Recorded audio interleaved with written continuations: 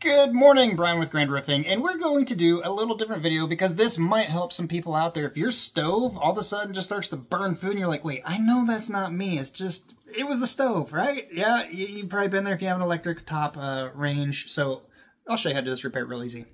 So basically, when you're cooking with an electric stove, it'll turn on, get hot, and it regulates by temperature. Click off, cooks, whatever, turns back on when needed. It's a part in the dial back here.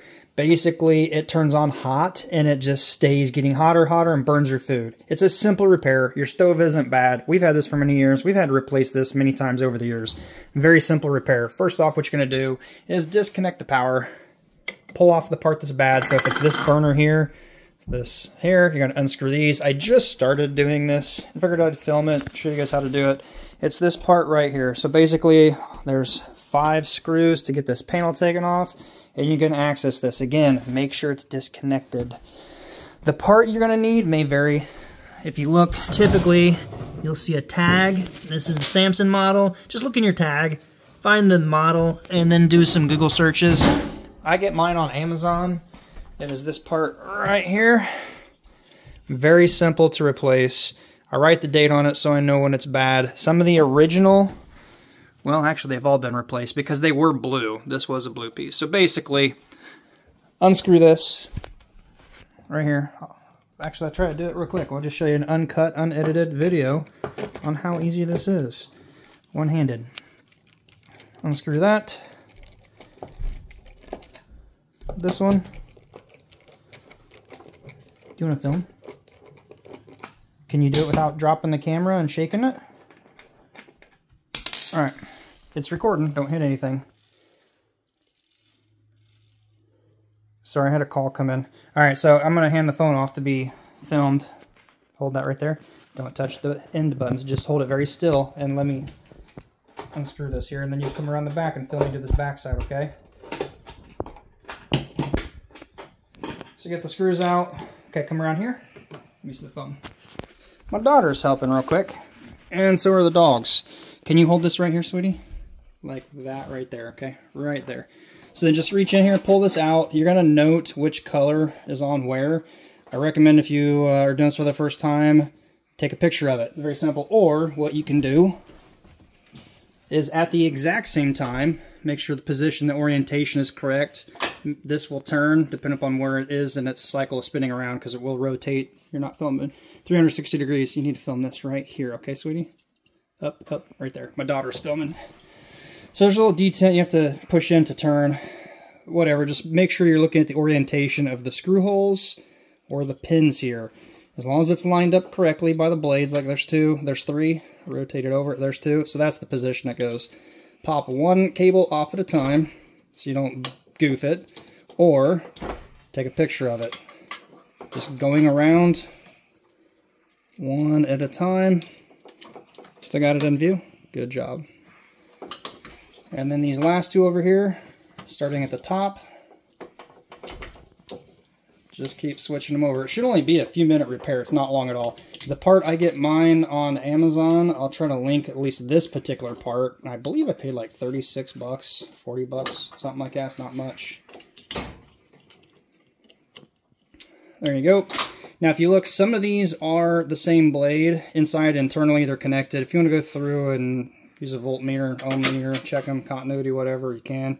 But that's the easiest way. Like I said, I've done this many times because these usually factory are blue. This is an aftermarket one. Size, everything's exactly the same. It's that simple. Then push it through here. Go around the front, sweetie. Keep filming, but film this front right here, okay? It's so much easier when I have somebody help film me. You're just basically going to put this back together in exact reverse from taking it apart. Are you filming? Are you watching where you're recording? You have a tickle on your chin?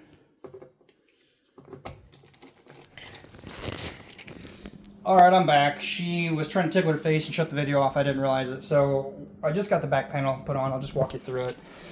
So you finish putting the 2 screws in here. Take your knob. It just simply slips back in. There's a channel, so it can only go on one way. If it doesn't want to go, don't force it. So you can feel like there's resistance, doesn't want to turn. That's the detent. You got to push in to turn your knob.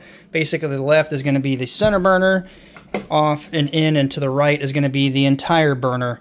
If you're having an issue with it, it's probably the part in there. Take it apart just like I showed. We just started putting it back, and I've got the cover back on. Again, the biggest thing, just disconnect your power.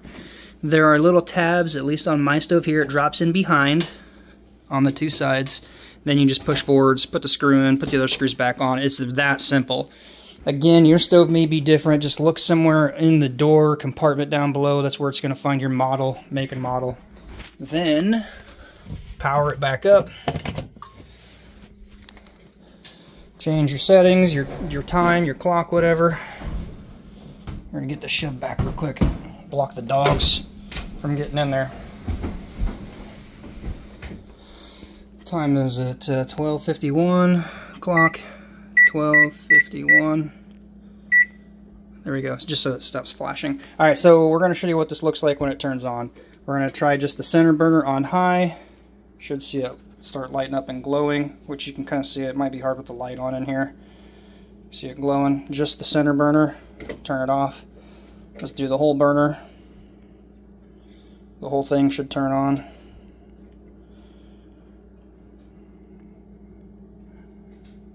Might be already hot. We'll just turn that up there. So I'll click back on. I can feel it. Here it comes. You can see it glowing, getting red again. Okay, so it's working. Now, if you turn the knob down to the lowest possible setting, you see it clicks off? It's not glowing anymore. That's where it's going to regulate the temperature. And when that part goes bad, I don't know if it's just contact sticking or what, but that is the issue inside there. And it just turns on and stays on. That's when it burns your food.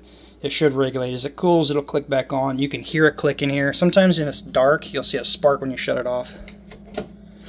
It's kind of light in here, so you can't see it. Anyway, it's a really simple fix. Again, it's probably a $30 to $40 part on Amazon, usually next day, 2-day shipping. Way easier than even ordering at a local appliance store. Your stove's fine. To replace a stove like this, they're probably, I'm guessing, anywhere from $400 to $600.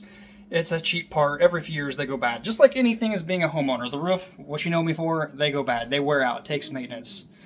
And it's really simple. Little part, 2 screws, a few screws on the back, a few blades, pop them off, put them back on, and it's a very simple repair. You don't even need a handyman or a appliance guy come out. Very simple part. If I can, I'll leave links in the description down below. Sorry I had to splice them back together. The little girl hit the off button, didn't even realize it. So until next time, be safe, and we'll see you on the next video.